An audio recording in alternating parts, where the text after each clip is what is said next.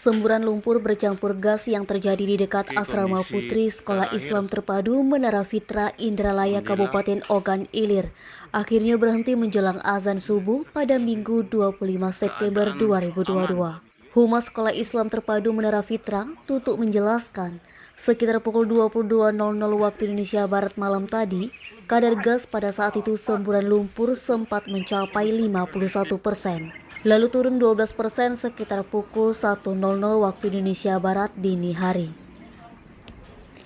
Lalu turun lagi di angka 7% sekitar pukul 2.00 waktu Indonesia Barat dan 0% saat menjelang azan subuh. Tutuk juga menambahkan bahwa saat ini semburan lumpur sudah berhenti total.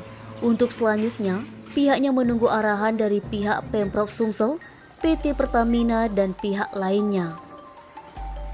Terkait kegiatan belajar mengajar di Sekolah Islam Terpadu Menara Fitra Indralaya, pihaknya menunggu arahan dari Bupati Ogan Ilir dan pihak terkait lainnya, mengingat kondisi di sekitar lokasi sumur bor sudah diselimuti lumpur.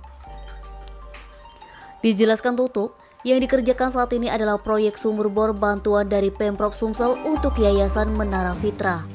Proyek tersebut sudah melalui proses uji kelayakan oleh tim dari Pemprov Sumsel. Di hari kelima pengerjaan, tepatnya pukul 18.00 waktu Indonesia Barat, terjadi musibah semburan material, pasir, batu kecil, dan lumpur. Seluruh pihak yang berwenang sudah dikoordinasi baik oleh pihak Menara Fitra maupun pelaksana proyek. Eti, Sumeko TV melaporkan.